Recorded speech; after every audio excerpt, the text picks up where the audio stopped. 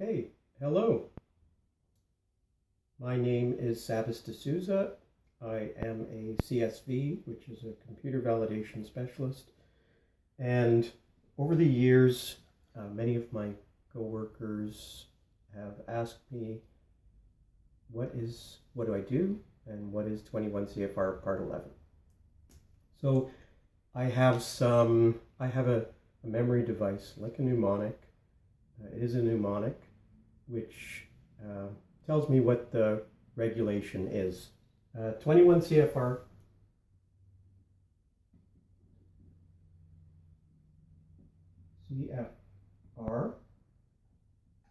Part 11 is Part 11 of the Code of Federal Regulations. Generally, it's the code for regulated industries, pharmaceutical companies, medical device companies, laboratories, cannabis companies now. If they want to replace their paper records with electronic records, these are the requirements they have to follow. So, Part 11 has 3 subparts. Subpart A, which is general. Subpart B,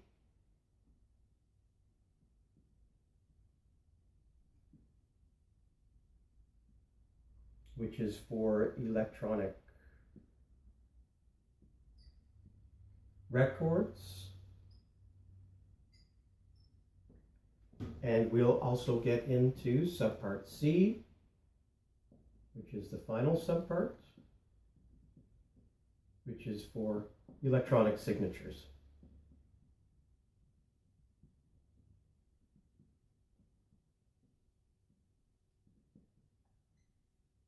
Electronic signatures. Okay. So this is where I have a mnemonic, which is my memory device, which just gives me the individual clauses. So within each section, within each subpart, there are 3 sections. So it starts with 11.1, 11.2, and 11.3 in the general section. For electronic records, the numbering system goes 1110 for open systems. We'll get into that. 1130 for closed systems. 1150 for signature manifestations. 1170 for signature linking. And then electronic signature requirements also has 3 sections for requirements. 11-100, 11-200, and 11-300. So that's the basic structure. The content is where I have the mnemonic for scope. I have a phrase that tells me the 6 sections of the scope. So we'll go A, B, C, D, E, F. There are 6 clauses. The first letter of each word in the phrase that I remember is the reminder for what the clause is. So my mnemonic for scope is every apple eaten must don Nutella. Every apple eaten must don Nutella. So the actual clause for scope, the scope is for electronic records. It's applicable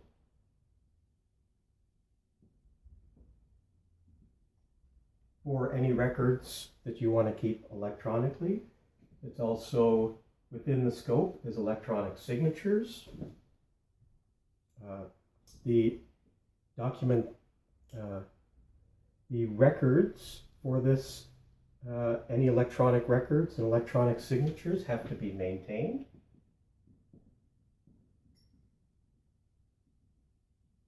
So this is the scope of the regulation.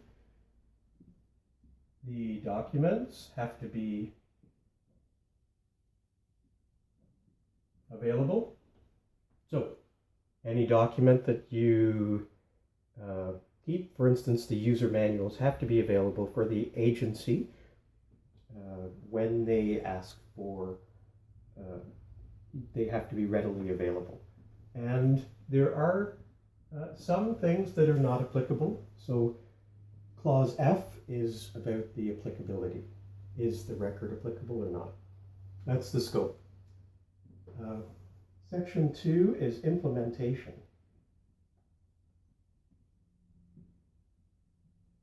So this is the general. Again, in implementation, there are actually 2 sections. And section B has 2 subclauses. So my mnemonic for this is complement submitted, complement accepted. Complement submitted, C-A, complement accepted. First thing is for 11.2 implementation, clause A, the record has to comply with the regulation. That's whether or not you're submitting it. What they say is any record that you want to keep electronically, whether you submit it or not, has to apply. If you're submitting the record,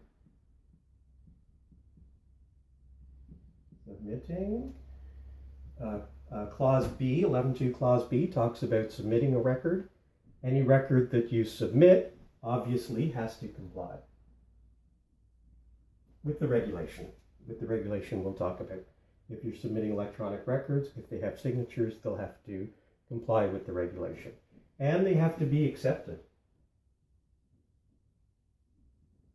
So there are some formats, if you've got a bespoke system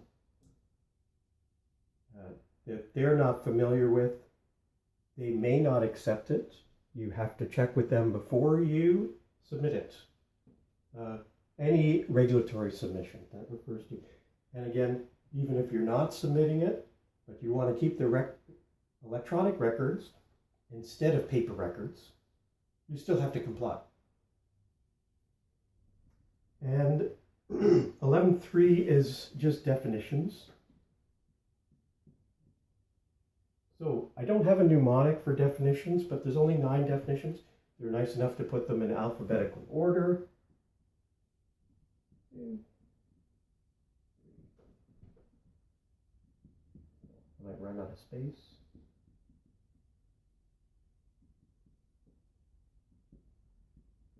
Let's say 8, 9.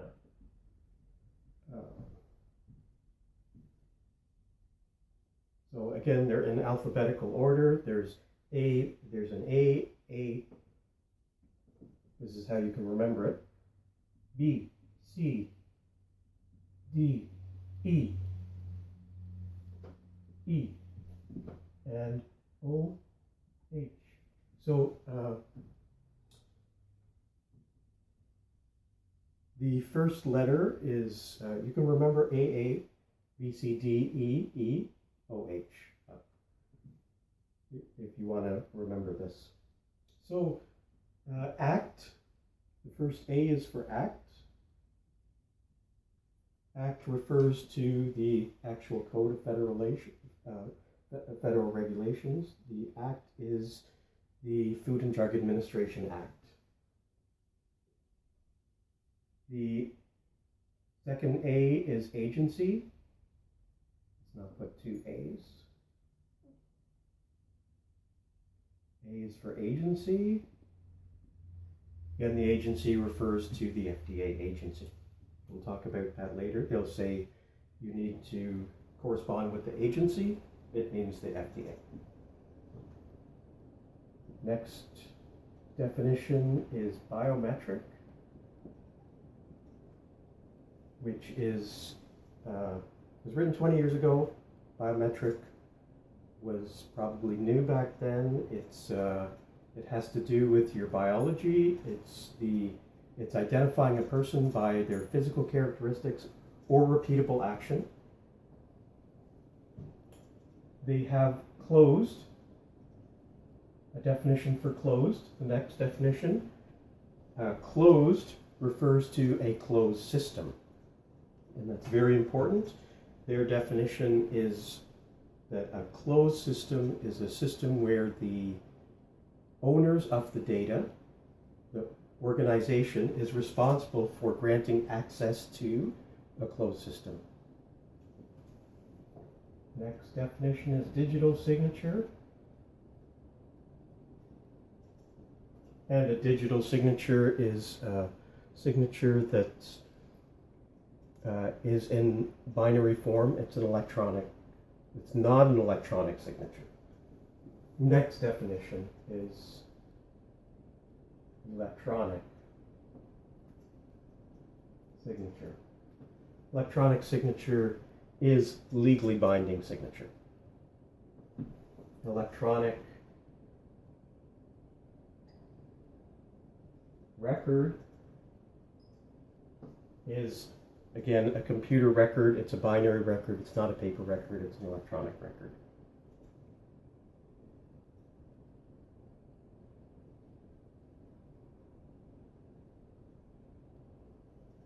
Next definition they have is open, which refers to, as opposed to a closed system, we now have an open system, which is where the owners of the system, owners of the data within the system, or people responsible for the data within the system, don't grant access to the system, which means it's open to the internet.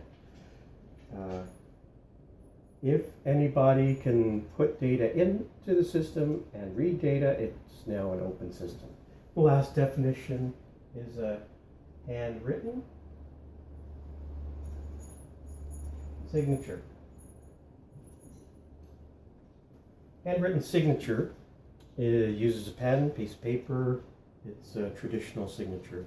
It's legally binding, and we need to define what a handwritten signature is, because we're saying that an electronic signature is equivalent to a handwritten signature. Okay, this is the scope, this is the general area, so this is the area that we need to determine. Generally, from a validation point of view, we need to make sure that the software that we purchase, commercial off-the-shelf software, meets these requirements before we start working with it. So the next section is electronic records. There's the first two are controls for open and closed electronic records.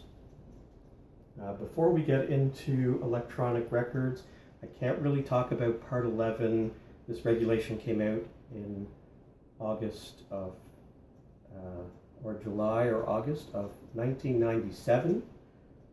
Summer before last, there was a new guidance document that is an addendum to this, which is the data integrity. So I'm just going to put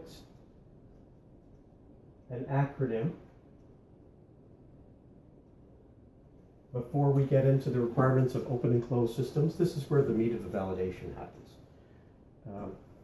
For data integrity, the new regulation talks about ALCOA. And ALCOA is an acronym for what to check to make sure the data is the data is reliable and reliable enough for FDA.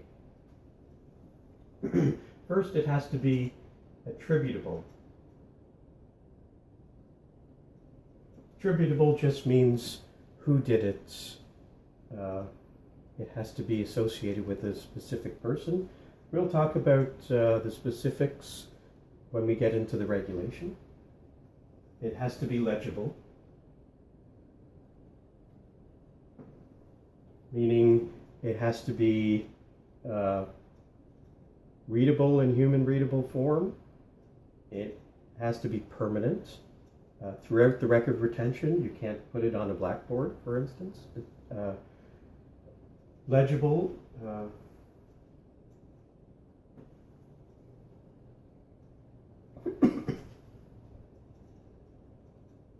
Next, C in Alcoa is contemporaneous. Contemporaneous just means done at the same time. Meaning the record has to be done at the time the work was done. If someone signs for something, they can't sign for it before the work is done. They can't sign for 3 things and then go and do them. They have to do them, sign, do the next thing, sign for it. It has to be contemporaneous with the work. We also talk about username and password when we get that also has to be contemporaneous. Alcoa original. So the data has to be the original data. You have to keep the original data, permanently keep the original data. And the data, of course, has to be accurate.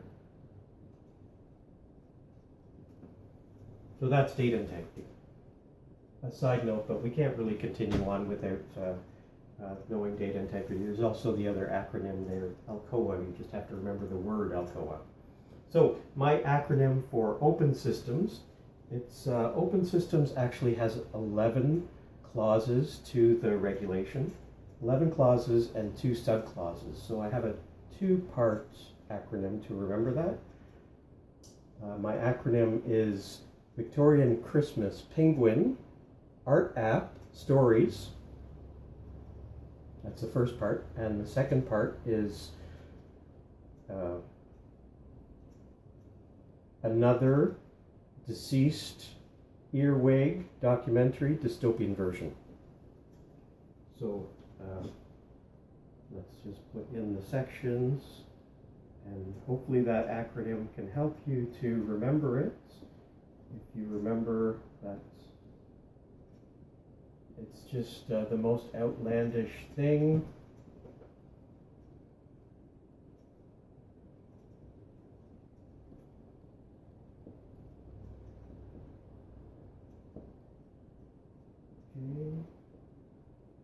Okay, 1 and 2. So, Victorian Christmas, Penguin, Art, App, Stores, another deceased, here, documentary, dystopian version. So the first regulation for open systems for electronic records is validation.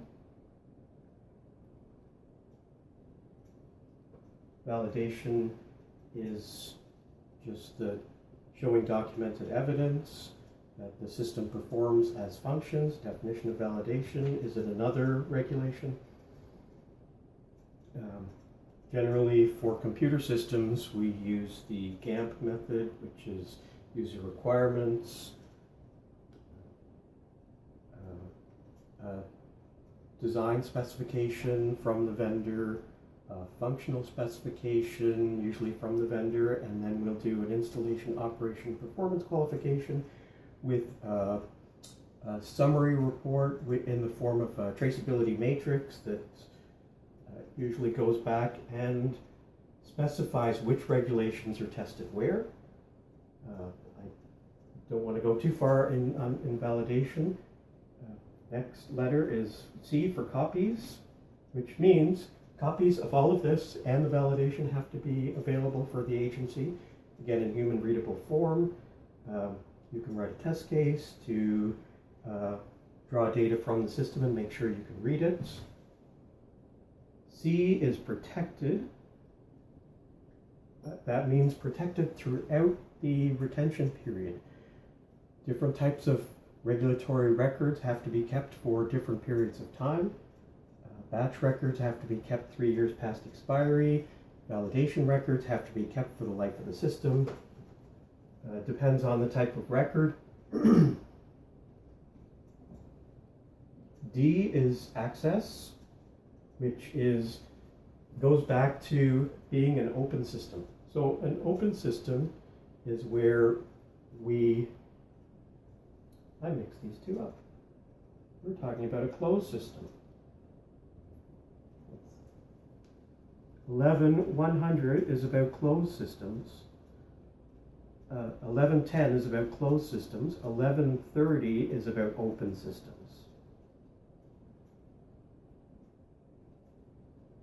Yeah, so access has to be checked for closed systems. Closed systems, by definition, go back to the definition, is where the organization, usually the administrators within the organization, are responsible for granting and denying access to who needs access and who should not have access. So we just do a simple test case to make sure that the access is correct. And the next thing is audit trail, which is more important under the recent data integrity guidance. Audit trails have to be checked now every time the document is reviewed. So if someone comes and reviews an electronic document online, they also have to check the audit trail. That's part of their review. Sequence is F, and sequence has to do with the workflow. So usually in your user requirements, you have certain things that have to be done in a certain order. It's actually your responsibility to check in the validation to make sure that those things are done in that order, can only be done in that order. You need to proceduralize if they can be done outside of that order. For instance, a basic thing like records have to be entered before they're reviewed. They have to be reviewed before they're approved. So that's sequence. Next thing is authority checks. Running out of space. Authority checks are different than access. Authority is who is in the system, what access do they have? So what permissions do they have? And usually we do, for authority checks, we do a matrix, a permissions matrix. We can test the matrix to make sure they can do what they're supposed to do and that they're not able to do things that they're not supposed to do. We need documents. No, sorry, I'm ahead of myself.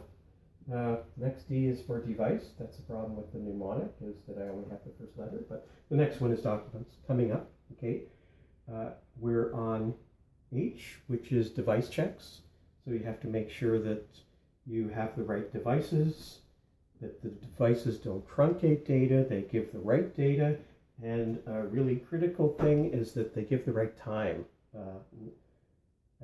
I've come across systems that other people have validated, and sometimes they haven't checked the time of the device. So it's important to check the device check is part of the validation for electronic records. The next thing is education. I is education. Also, training.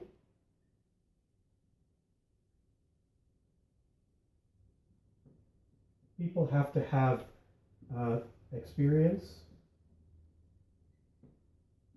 So this has to do with the people that are working with the system. They have to have a combination of education, experience, and training in order to do the right thing. And it should be documented, of course, obviously. I think I'm running out of space. The next is a W. J is for written procedures.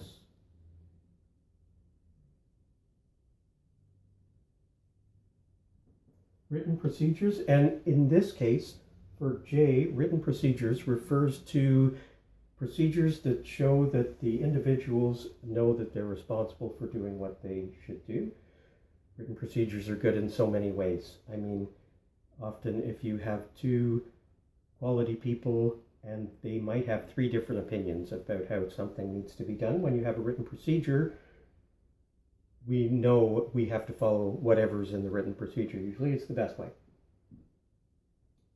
So the written procedure is a document. K has to do with document controls. So the two subsections for document controls are the document has to be controlled.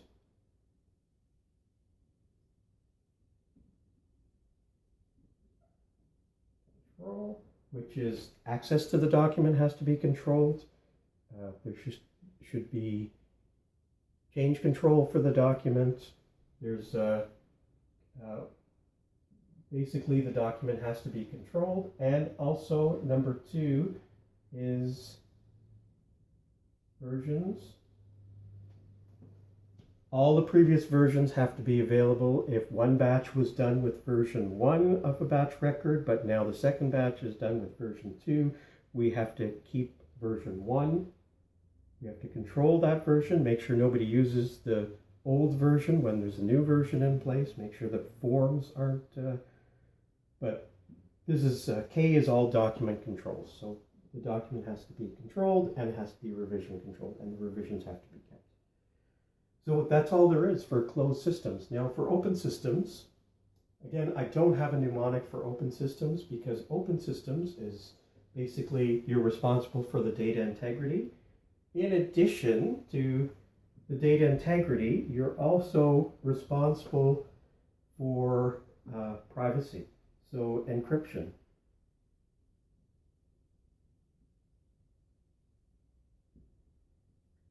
That's encryption if applicable.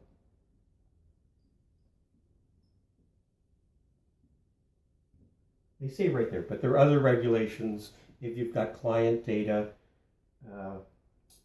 and it's open to the internet. Obviously, you don't want everybody to look at your proprietary and people's personal information. So if you have an open system, you may need to add encryption depending on your system. And I see I've been going on for 27 minutes. So I'm recording on my cell phone, and my cell phone will cut out at 30 minutes. So I'm just going to stop because the next section has to do with electronic signatures. If you're not implementing electronic signatures, you don't need to see the next section, but I have more mnemonics. I have 4 additional mnemonics to help remember what the different clauses are for the next section, which is electronic signatures. Okay, thanks for listening to me, watching.